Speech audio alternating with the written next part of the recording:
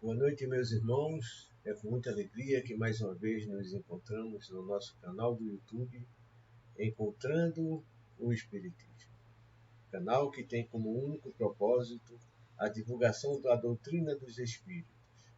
Por isso, se você tem alguma dúvida a respeito dos ensinamentos espíritas ou de alguns dos nossos vídeos, por favor, fique à vontade para enviar sua pergunta, porque teremos o prazer de respondê-la. Quero mais uma vez agradecer aos inúmeros irmãos e irmãs que têm nos prestigiado com suas inscrições nos nossos canais de comunicação. Lembrando que com esse gesto os irmãos contribuem para que a mensagem da doutrina espírita chegue a um maior número de pessoas. Por isso, pedimos ainda uma vez mais aos irmãos que não o fizeram e que, se puderem, não deixem de se inscrever no nosso canal, pois isso colaborará com a tarefa da divulgação da mensagem ora divulgada. Hoje iremos concluir os temas da emancipação da alma. Antes, porém, gostaríamos de citar as palavras do Evangelho segundo o Espiritismo, que estão contidas nas Instruções dos Espíritos no capítulo 7º, que nos diz: Quando Moisés subiu ao Monte Sinai para receber os mandamentos de Deus, o povo de Israel, entregue a si mesmo, abandonou o Deus verdadeiro. Homens e mulheres deram ouro e as joias que possuíam para que se construísse um ídolo que entraram a adorar. Vós outros, homens civilizados, os imitais. O Cristo vos levou a sua doutrina, deu-vos o exemplo de todas as virtudes e tudo abandonastes, exemplos e preceitos. Concorrendo para isto com as vossas paixões, fizeste um Deus a vosso jeito, segundo uns, terrível e sanguinário, segundo outros, alheado dos interesses do mundo. O Deus que fabricastes é ainda o bezerro de ouro que cada um adapta aos seus gostos e às suas ideias. Despertai, meus irmãos, meus amigos, que a voz dos Espíritos ecoe nos vossos corações. Sede generosos e caridosos, sem ostentação, isto é, fazei o bem com humildade. Que cada um proceda pouco a pouco à demolição dos altares que todos ergueram ao orgulho. Numa palavra, sede verdadeiros cristãos e tereis o reino da verdade. Não continueis a duvidar da bondade de Deus, quando dela vos dá Ele tantas provas. Vimos preparar os caminhos para que as profecias se cumpram. Quando o Senhor vos der uma manifestação mais retumbante da sua clemência, que o enviado celeste já vos encontre formando uma grande família, que os vossos corações, mansos e humildes, sejam dignos de ouvir a palavra divina que ele vos vem trazer, que ao eleito somente se deparem em seu caminho as palmas que aí tenhais deposto, volvendo ao bem, à caridade, à fraternidade. Então o vosso mundo se tornará o paraíso terrestre. No entanto, se permanecerdes insensíveis à voz dos Espíritos enviados para depurar e renovar a vossa sociedade civilizada, rica de ciência, mas tão pobre de bons sentimentos, então não nos restará senão chorar e gemer pela vossa sorte. Mas não, assim não será.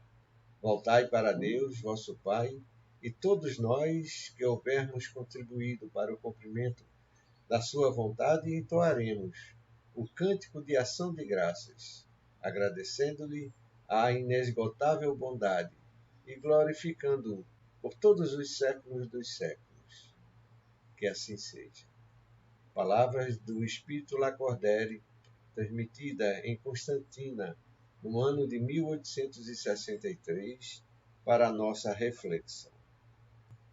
Muito bem. Com essas palavras ditas, Passemos à nossa temática propriamente dita da noite de hoje, onde daremos conclusão aos temas abordados a respeito da emancipação da alma, abordando hoje o sonambulismo, a telepatia, a bicorporeidade e bilocação, a mediunidade e o êxtase. E falaremos, ainda dependendo do tempo que nos for possível, alguns fenômenos que registraram os acontecimentos da emancipação da alma. Abordando então inicialmente o sonambulismo, buscamos o Livro dos Espíritos, na questão 425, quando Kardec obteve a seguinte resposta à pergunta que fez à espiritualidade, para entendermos mais adequadamente o significado do sonambulismo. Questionou Kardec a espiritualidade. O sonambulismo natural tem alguma relação com os sonhos? Como explicá-lo? E a espiritualidade respondeu: é um estado de independência do espírito, mais completo do que o sonho, estado em que maior amplitude adquirem suas faculdades. A alma tem então percepções de que não dispõe no sonho, que é um estado de sonambulismo imperfeito. No sonambulismo, o espírito está na posse plena de si mesmo. Os órgãos materiais, achando-se de certa forma em estado de catalepsia, deixam de receber as impressões exteriores. Esse estado se apresenta principalmente durante o sono, ocasião em que o espírito pode abandonar provisoriamente o corpo por se encontrar este gozando de repouso indispensável à matéria. Ou seja, com essas palavras, a espiritualidade nos dá a entender claramente que o estado do sonambulismo é um estado de consciência assumida pela condição do ser espiritual, da consciência que passa a ter do seu momento existencial, que vai bem além dos 5 sentidos e até mesmo daquele adquirido em estado de sonolência ou de sono. O Livro dos Espíritos nos traz informações que nos ajudam a entender que a alma tem então percepções de que não dispõe no sonho, que é um estado de sonambulismo imperfeito. Que no sonambulismo o espírito está em plena consciência de si mesmo. Os órgãos materiais, achando-se de certa forma em estado de catalepsia, deixam de receber as impressões exteriores. Ocorre durante o sono, quando o espírito necessita do corpo físico para executar uma tarefa. Ou seja, os espíritos superiores nos esclarecem que, muito longe de ser um estado patológico, o sonambulismo nada mais é do que um estado de plena consciência existencial que o ser, como dissemos, espiritual assume no seu momento existencial, inclusive dos estados assumidos pelo corpo físico, que durante o sono, que é um momento essencial à recuperação das energias para o corpo físico, a consciência do ser é exteriorizada naquilo que nós denominamos do sonambulismo. Vejamos agora a emancipação da alma através da telepatia. Frederico Myers, que viveu entre os anos de 1843 e 1901, considerado um dos fundadores da moderna psicologia e psiquiatria, em 1882 propôs esse termo e assim o definiu. Entendo por telepatia a transmissão do pensamento e das sensações feitas pelo espírito de um indivíduo sobre o outro, sem que seja pronunciada uma palavra, escrito um vocábulo ou feito um sinal. E assim entendemos, até os dias de hoje, o fenômeno da telepatia, ou seja, a transmissão do pensamento entre uma criatura encarnada e outra. Porém, Podemos dizer também que a transmissão oculta do pensamento foi tratada por Allan Kardec em O Livro dos Espíritos, que foi publicado no ano de 1857. Na questão 282, Kardec perguntou à espiritualidade da seguinte forma: como se comunicam entre si os espíritos? E a espiritualidade respondeu: eles se veem e se compreendem. A palavra é material, é o reflexo do espírito. O fluido universal estabelece entre eles constante comunicação. É o veículo da transmissão de seus pensamentos, como para vós o ar, o é do som. É uma espécie de telégrafo universal que liga todos os mundos e permite que os espíritos se correspondam de um mundo a outro. Observemos, assim, que para os espíritos a palavra, coisa que nos é tida como imaterial, é sim uma condição material, e que essa é apenas reflexo daquilo que pensa e que transmite, e que possibilita aos homens encarnados se comunicarem através dela. Eles nos dão notícia também de que o fluido universal estabelece a comunicação entre os espíritos e que ele é o veículo de transmissão dos pensamentos.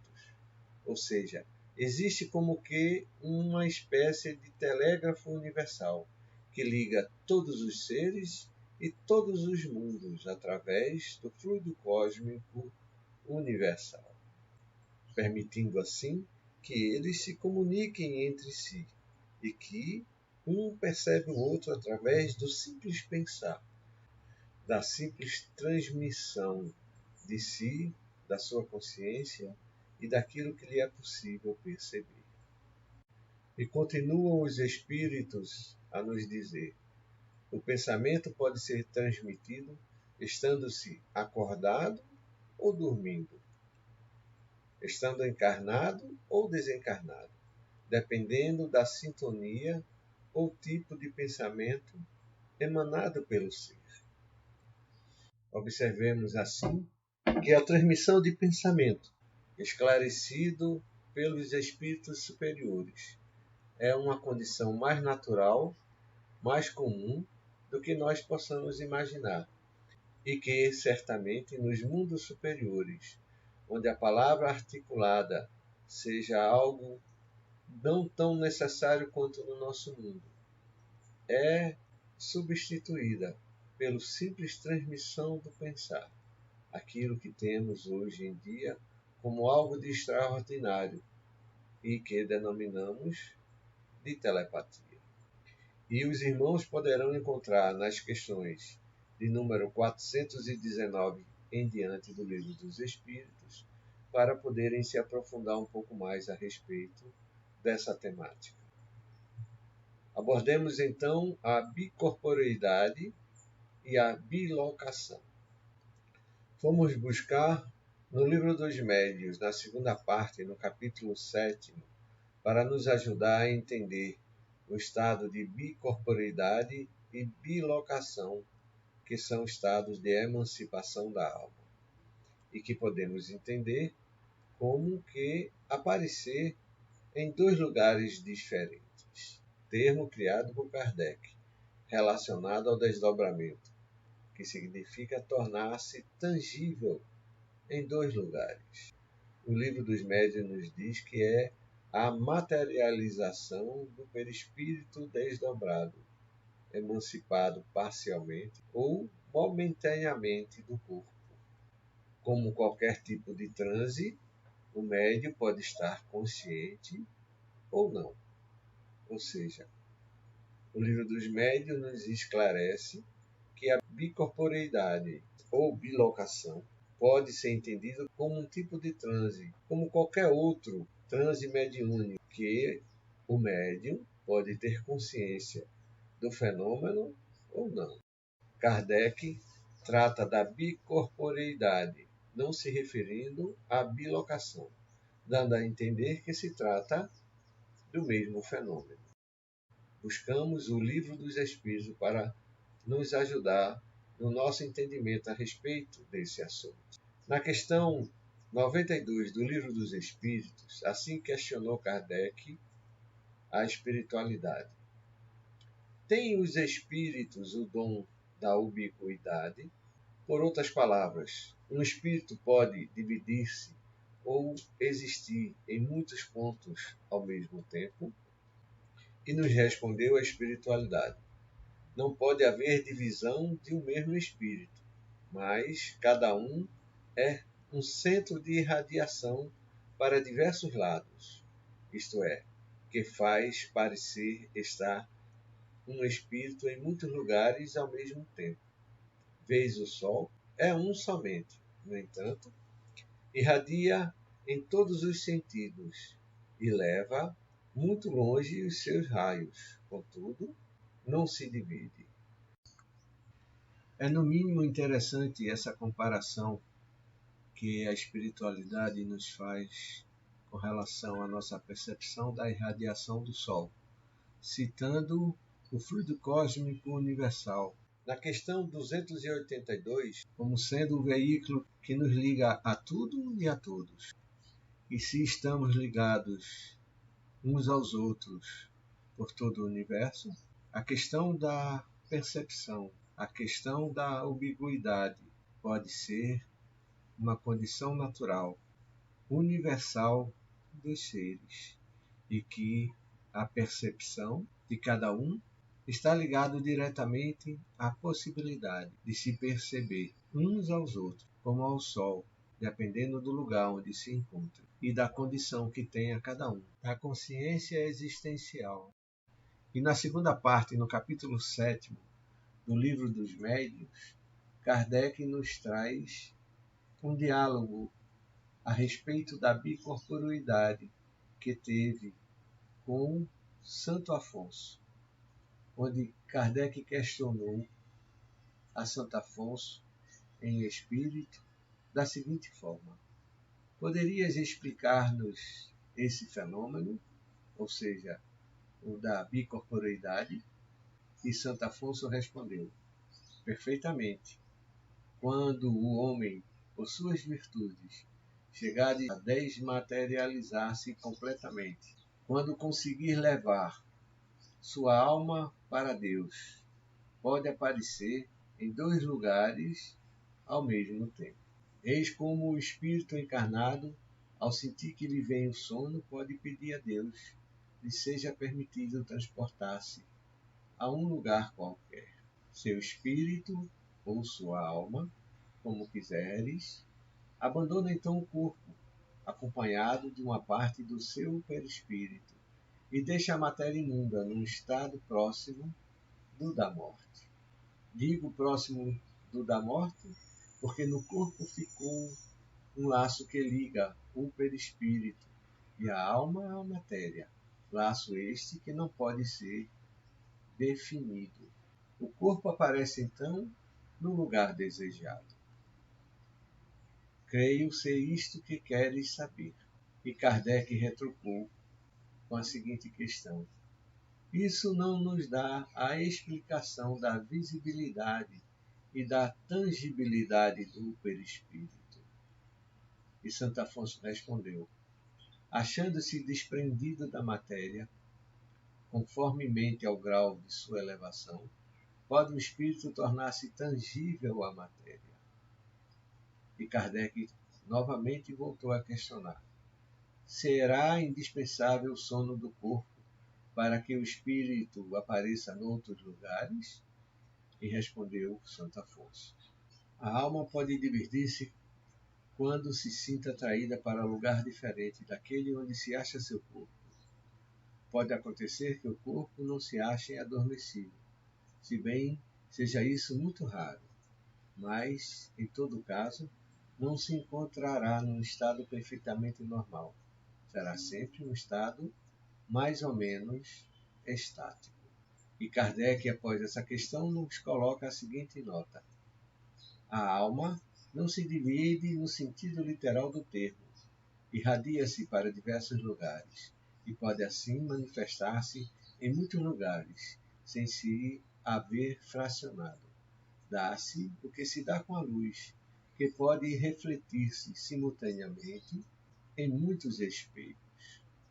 Ou seja, Kardec deixa muito claro que a condição da bicorporeidade nada mais é do que a irradiação, que o ser transmite para o lugar aonde é chamado ou desejado, para ali se apresentar, usando do seu perispírito e da condição fluídica, que porventura ao redor encontre, possibilitando assim a materialização do seu perispírito. E Kardec continua a perguntar a Santo Afonso com a seguinte questão: o que sucederia se, estando o homem a dormir, enquanto o seu espírito se mostra noutra parte, alguém de súbito o despertasse?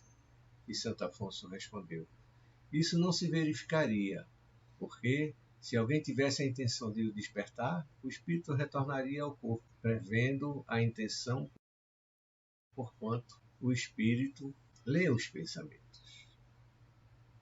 Ou seja, é Santo Afonso a nos esclarecer que não existe o risco, enquanto porventura aquele que se desdobra e se apresenta em outro lugar seja acordado quando dormindo, pois o espírito preveria que seria chamado ou acordado em determinado momento. E Kardec nos dá outra nota explicando: explicação inteiramente idêntica nos deram, muitas vezes, espíritos de pessoas mortas ou vivas. Santo Afonso explica o fato da dupla presença, mas não a teoria da visibilidade ou da tangibilidade. Ou seja, é Kardec nos dizendo que o que disse Santo Afonso foi confirmado por outros espíritos e que Santo Afonso explica ou nos dá uma noção de como se processa a questão da bicorporeidade. Entretanto, não nos traz uma teoria de como isso funciona, como isso se processa ou como isso acontece no seu funcionamento.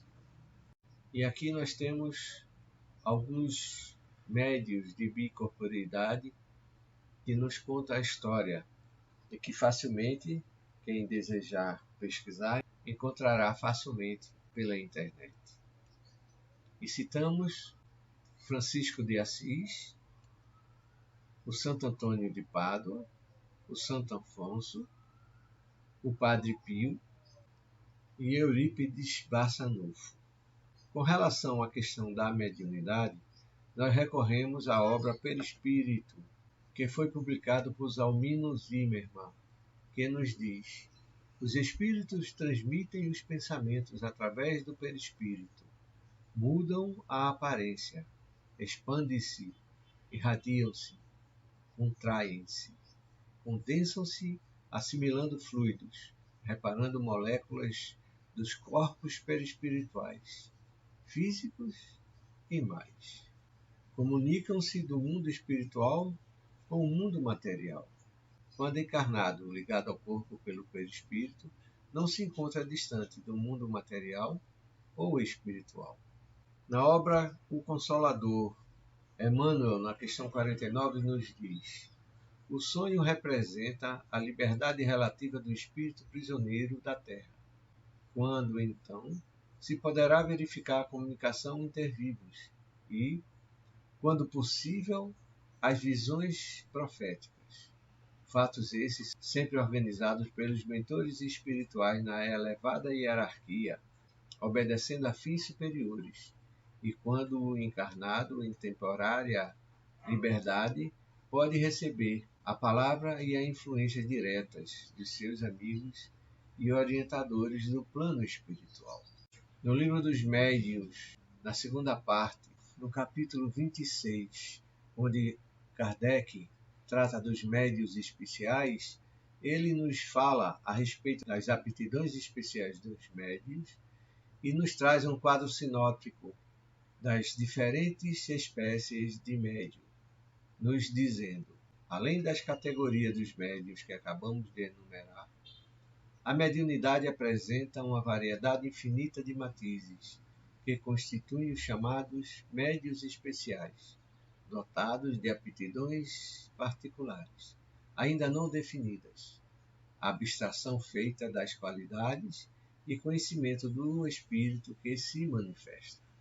Ou seja, com essas palavras podemos entender que Kardec nos transmite que existe uma quantidade infinita de tipos de médiuns, que não existem duas mediunidades iguais, que praticamente a mediunidade está ligada diretamente à condição evolutiva, não só do médium que a recebe, mas como também a do espírito, que segundo as suas possibilidades realiza a comunicação. E ele nos diz: a natureza das comunicações guarda sempre relação com a natureza do espírito e traz o cunho de sua elevação ou da sua inferioridade, de seu saber ou da sua ignorância.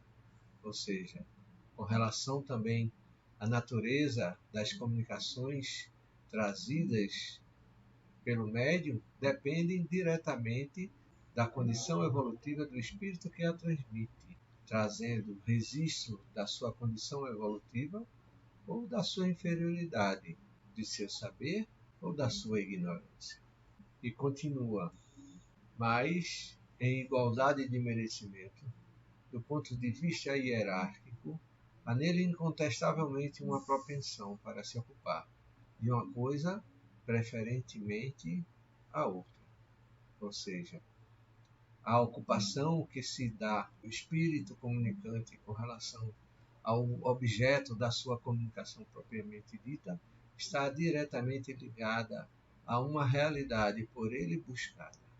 E normalmente buscando a preferência de comunicar-se ou de transmitir uma determinada situação ou a outra, não existindo, portanto, aquele espírito que se lida com informações genéricas, com verdadeiras panaceias que, porventura, possam buscar os nossos irmãos pesquisadores, onde se busca a resposta para tudo e para todos. Os espíritos batedores, por exemplo, jamais saem das manifestações físicas, e entre os que se dão comunicação inteligentes, há os espíritos poetas, músicos, desenhistas, moralistas, sábios, médicos, etc. Falamos dos espíritos de mediana categoria, por isso que, chegando eles a um certo grau, as aptidões se confundem na unidade da perfeição. Ou seja, Kardec nos cita o exemplo dos espíritos batedores, que esses se dedicam aos fenômenos dos efeitos físicos, não tendo, assim, uma condição diferente de realização além dessas.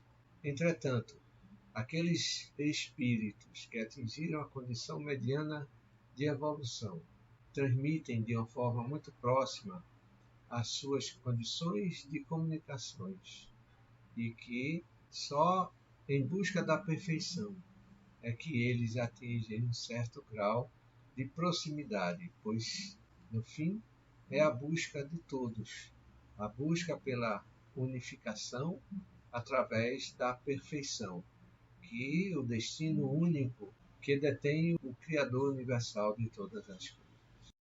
E continua Kardec nos dizendo que, porém, de par com a aptidão do espírito, há a do médium, que é para o primeiro, instrumento mais ou menos cômodo, mais ou menos flexível, e na qual descobre ele qualidades particulares que não podemos apreciar. Façamos uma comparação. Um músico muito hábil tem ao seu alcance diversos violinos, que todos, para o vulgo, são bons instrumentos, mas que são muito diferentes uns dos outros para o artista consumado, o qual descobre neles matizes de extrema delicadeza, que o levam a escolher uns e a rejeitar outros. E aqui Kardec lembra a condição necessária da aptidão mediúnica do instrumento, no caso, o médium, que precisa estar em consonância com a condição espiritual do comunicante, ou seja, dos espíritos. E nos faz uma comparação, que o médium é como um instrumento afinado, ou um instrumento que, dependendo da sua condição, pode atender determinadas necessidades ou exigências de músicos especializados, que a esses só poderão ser observados como qualidades necessárias, capazes de realizar as suas capacidades musicais. E imaginamos que quando Kardec afirma que há no médium qualidades particulares que não podemos apreciar, ele se refere a condições de afinidades energéticas que só ao espírito é possível visualizar, coisa que ainda estamos longe, certamente, de entender. E quando ele faz a comparação do instrumento mediúnico com um instrumento musical, ele nos deixa claro isso, que só ao músico experimentado é que consegue discernir a diferença de afinização do instrumento que tem em mãos, que lhe é possível tocar e conseguir determinados acordes, coisa que ao vulgo parece ser comum, mas que, entretanto, só ao especialista é possível compreender e praticar. E assim evidenciamos a importância da mediunidade para o estado de emancipação da alma, pois quanto mais o médium preparado, melhores condições proporcionará a si e ao espírito comunicante no exercício da prática do intercâmbio mediúnico, e assim desvencilhar-se cada vez mais das peias que o prendem ao mundo material. Muito bem. Com isto dito, passamos aos nossos entendimentos a respeito do êxtase, que temos como definição que é o estado de quem se encontra como que transportado para fora de si e do mundo sensível por efeito de exaltação mística ou de sentimentos muito intensos de alegria, prazer, admiração, temor, etc. É o estado de comunhão profunda entre o encarnado e o mundo espiritual. Requer que a alma esteja em conexão com a espiritualidade pelas suas ações, pelo seu modo de pensar. E para compreendermos melhor o estado de êxtase, vamos buscar no Livro dos Espíritos, na questão 439, onde Kardec questionou a espiritualidade da seguinte forma: que diferença há entre o êxtase e o sonambulismo? E a espiritualidade respondeu: o êxtase é um sonambulismo mais apurado. A alma do estático, ou seja, daquele que se encontra em estado de êxtase, ainda é mais independente. E Kardec, na questão 440, questionou: o espírito do estático penetra realmente nos mundos superiores? E a espiritualidade respondeu: vê esses mundos e compreende a felicidade dos que os habitam, donde lhe nasce o desejo de lá permanecer. Há, porém, mundos inacessíveis aos espíritos, que ainda não estão bastante purificados. Ou seja, nesse ponto, a espiritualidade nos diz que o estado de êxtase possibilita aquele que assim consegue atingir esse estado e até outros mundos mais elevados, mais purificados do que o nosso, e muitas das vezes lá deseja permanecer. Porém que existem mundos que simplesmente estão inacessíveis, mesmo aqueles a que esses estados possam atingir, por não se encontrar o homem, mesmo ao estático, condição de purificação suficiente para lá penetrar. E na questão 441, Kardec questionou a espiritualidade da seguinte forma: quando o estático manifesta o desejo de deixar a Terra, fala sinceramente, não retém o instinto de conservação? E a espiritualidade respondeu: isso depende do grau de purificação do espírito. Se verifica que a sua futura condição será melhor do que a sua vida presente. Esforça-se para desatar os laços que o prendem à Terra. É a espiritualidade nos dizendo claramente que o sentimento do desejo que porventura possa se ter com relação à busca de mundos mais elevados depende diretamente da condição evolutiva em que o ser se encontre. E aí estará diretamente ligado à sinceridade de seu sentimento, pela busca de uma vida melhor ou simplesmente pela possibilidade de estar num lugar mais elevado. Fomos buscar no livro Obras Póstumas, onde é tratada a questão da manifestação dos espíritos, no parágrafo 4, no item 29, que trata do êxtase, para podermos nos aprofundar um pouco mais no entendimento dessa condição, onde lá registra Kardec que o êxtase é a emancipação da alma no grau máximo, no sonho e no sonambulismo. A alma erra pelos mundos terrestres. No êxtase, penetra no mundo desconhecido, no mundo dos espíritos etéreos, com os quais entra em comunicação, sem, todavia, poder ultrapassar certos limites, que ela não poderia transpor sem quebrar totalmente os laços que o prendem ao corpo. Ou seja, é Kardec nos trazendo a informação de que no estado do êxtase pode a criatura vislumbrar a outros mundos, observando-os, conhecendo-os, mas sem, entretanto, poder passar de determinados limites, pois se assim o fizer, seria necessário a quebra dos laços que os mantém ligados ao mundo em que ora se encontra.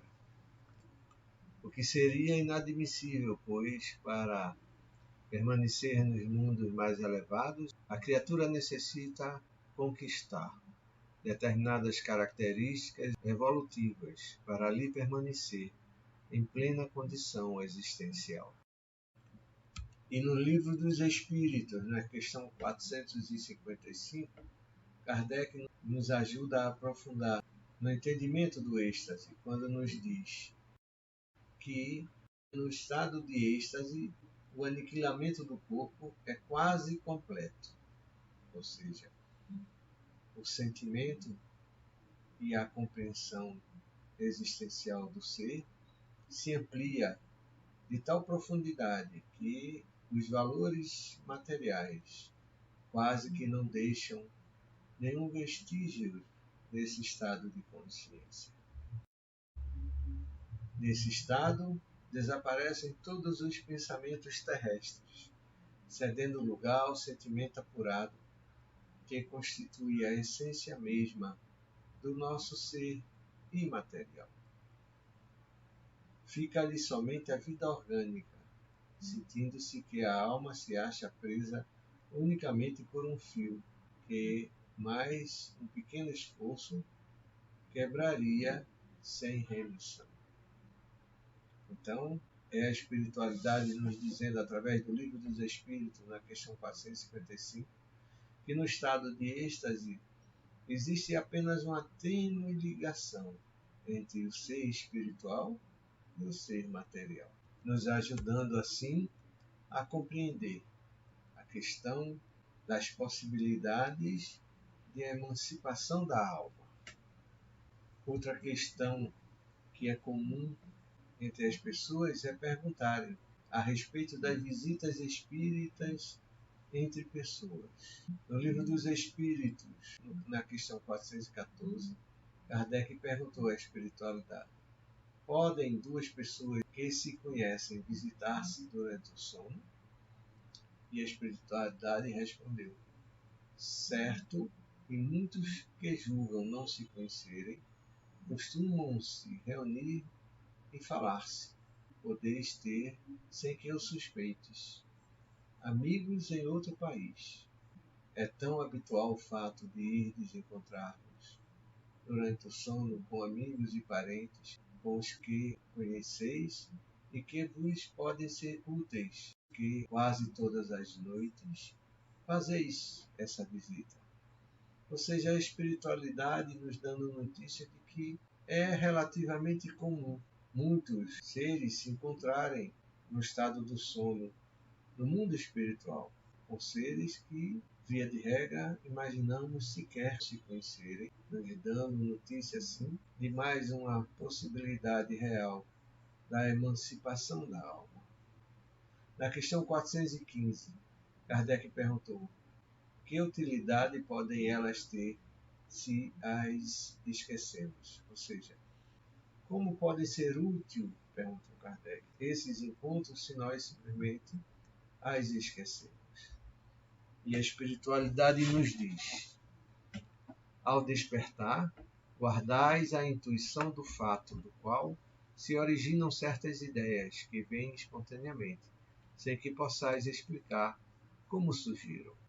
Ou seja, é a espiritualidade nos dando notícia que, muito longe daquilo que imaginamos, aquilo que nos lembramos, ou que pomos em prática, ou que realizamos, advém, via de regra, de um sonho não lembrado, podemos dizer assim, de uma experiência vivida quando desdobrado durante o sonho, pelo contato, pela convivência com esses seres que nos ajudam e muitas das vezes nos orientam. Na questão 416, Kardec perguntou da seguinte forma a espiritualidade, no qual registrou no Livro dos Espíritos: pode o homem, pela sua vontade, provocar as visitas espíritas? Pode, por exemplo, dizer, quando está para dormir, quero esta noite encontrar-me em espírito com fulano, quero falar-lhe para dizer isto? E a espiritualidade nos respondeu: o que se dá é o seguinte: adormecendo o homem, seu espírito desperta, e muitas vezes, nada disposto se mostra a fazer o que o homem resolvera, porque a vida deste pouco interessa ao seu espírito, uma vez desprendido da matéria.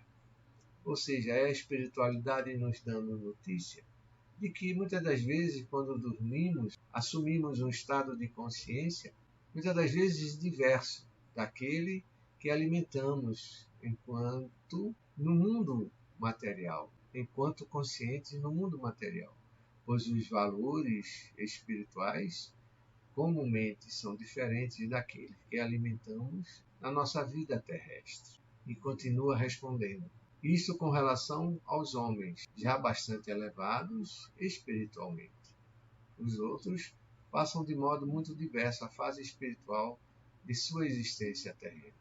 Ou seja, aos mais elevados é comum eles despertarem no mundo espiritual, ou seja, enquanto dormem, com um sentimento de consciência mais ampliado para o lado existencial, coisa que não acontece com os menos elevados, que, como bem diz a espiritualidade, alimentam-se desses momentos de emancipação momentânea de forma muito diversa, que sugere os valores espirituais. E continua: entregam-se às paixões que os escravizam ou se mantêm inativos. Pode, pois, suceder, tais sejam os motivos que a isso o induzem, que o espírito vá visitar aqueles com quem deseja encontrar-se, mas não constitui razão para que semelhante coisa se verifique, o simples fato de ele o querer quando desperto. Ou seja, é a espiritualidade nos dizendo que quando dormimos, ou seja, despertamos para o mundo espiritual, nós somos direcionados ou nos dirigimos para as situações das quais estamos ligados em sentimento, em pensamento. Mas que isso não quer dizer que seja exatamente semelhante àquilo que foi alimentado como busca, enquanto consciente na vida material. E aqui passamos a ver alguns fenômenos que caracterizam da emancipação da alma, buscando definir que fenômenos são acontecimentos observáveis, particularmente algo especial, que literalmente significa dizer algo que pode ser visto, palavra derivada do grego fenômeno, que significa observável.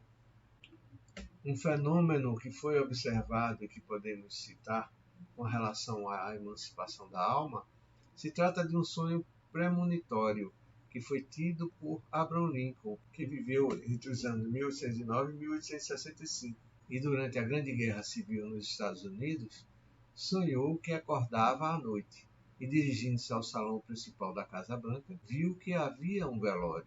Questionou a um soldado quando adentrou na Casa Branca, que lhe respondeu que se tratava do presidente que fora assassinado. Nesse mesmo dia, comparecendo a um teatro, Lincoln foi assassinado. Ou seja, Abraham Lincoln teve um sonho premonitório do seu próprio desencarne, sonhando com o seu velório, da qual teve como causa-morte um assassinato. Outro fenômeno que podemos citar e está registrado na Gênese, no capítulo 25, no item 40, é um fenômeno que é bastante conhecido por todos do mundo cristão, que é o momento em que Jesus ressuscita Lázaro. E está escrito na Gênese: a ressurreição de Lázaro, digam o que disserem, de nenhum modo infirma esse princípio. Ele estava, dizem, havia 4 dias do sepulcro. Sabe-se, porém, que há letargias que duram 8 dias e até mais. Acrescentam que já cheirava mal, o que é sinal de decomposição. Esta alegação também nada prova, dado que em certos indivíduos há decomposição parcial do corpo, mesmo antes da morte, havendo em tal caso cheiro de podridão. A morte só se verifica quando são atacados os órgãos essenciais à vida. E quem poderia saber que Lázaro já cheirava mal? Foi sua irmã Maria quem o disse. Mas como o sabia ela? Por haver já 4 dias que Lázaro fora enterrado. Ela o supunha. Nenhuma certeza, entretanto, podia ter. Ou seja, é a ressurreição de Lázaro explicado à luz da razão. À época de Jesus, os fenômenos de catalepsia e letargia eram desconhecidos dos cristãos à época, e por isso o julgaram morto, e que Jesus o ressuscitara. Outros fenômenos também registrados na Gênese, dessa feita no capítulo 15, nos itens 37 e 38, são a filha de Jairo e a filha da viúva de Naim. Como Lázaro, esses casos sugerem que não haviam morrido, mas apresentavam-se em estado letárgico, onde a ligação corpo-espírito não se romperam e que se encontravam em estado de emancipação da alma e mantinham-se ligados aos corpos, sem o que Jesus não realizaria a cura, pois, caso contrário, seria uma derrogação das leis da natureza. Eles tinham as forças vitais em desorganização, o que foi refeito pela ação magnética realizada por Jesus. nos esclarece o codificador na obra A Gênese. Outro fenômeno que de forma semelhante trazemos ao nosso estudo da noite de hoje é o que se encontra no Evangelho de Lucas, no capítulo 5, versículo de 1 a 7, onde diz: Jesus, se dirigindo aos pescadores, disse: avança para o mar e lança as tuas redes de pescar. Respondendo-lhe Simão: Mestre, trabalhamos a noite toda e nada apanhamos. Contudo, pois que mandais, lançarei a rede. Tendo-a lançado, apanharam tão grande quantidade de peixes que a rede se rompeu. Acenaram para os companheiros, então, que estavam na outra barca, a fim de que viessem ajudá-los. Eles vieram e encheram de tal modo as barcas, que por pouco estas não se submergiram. E Kardec nos esclarece esse fenômeno no capítulo 15, item 19 da Gênese, onde ele nos informa que a pesca, qualificada de miraculosa, igualmente se explica pela dupla vista. Jesus não produziu espontaneamente peixes, onde não os havia. Ele viu com a vista da alma, como teria podido fazer um lúcido vigio o lugar onde se achavam os peixes, e disse com a segurança aos pescadores que lançassem as suas redes. Ou seja, esse fenômeno tão bem conhecido pela maioria dos cristãos, da pesca realizada pelos irmãos que passaram a noite sem nada realizar, é explicado por Allan Kardec pela condição que Jesus tinha de consciência através da percepção da sua irradiação magnética, ao qual ele denomina também como o fenômeno da dupla vista, a qual ele podia ter consciência de o que o rodeava e onde se encontravam os peixes em determinado local. E outro fenômeno também registrado pela história cristã é justamente a entrada de Jesus em Jerusalém, onde Kardec explica o ocorrido pela condição da dupla vista e que registra no livro A Gênese, no item 5 do capítulo 15, e nos conta o texto. Quando eles se aproximaram de Jerusalém e chegaram a Betfagé, perto do Monte das Oliveiras, Jesus enviou 2 de seus discípulos, dizendo-lhes: Ide a essa aldeia, que está à vossa frente, e lá chegando, encontrareis amarrada uma jumenta, e junto dela o seu jumentinho. Desamarrai-a e trazei-mo. Se alguém vos disser qualquer coisa, respondei que o Senhor precisa deles, e logo deixará que os conduzais. Ora, tudo isso se deu a fim de que se cumprisse esta palavra do profeta. Dizei à filha de Sião: Eis o teu rei, que vem a ti, cheio de doçura, montado numa jumenta, e com o jumentinho da que está sob o jugo.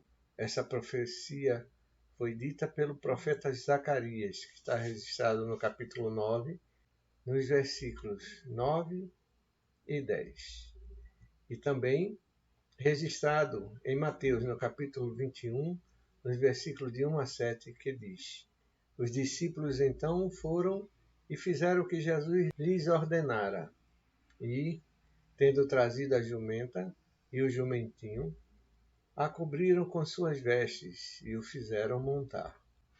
Como veem, meus irmãos, é mais uma passagem da vida de Jesus que o Espiritismo vem elucidar através dos esclarecimentos dos fenômenos da emancipação da alma, com a condição da dupla vista, que nada mais é a condição, como ensina a codificação espírita, a condição que tem o ser de perceber e de conhecer à distância, através da sua exteriorização magnética, aquilo que lhe é possível.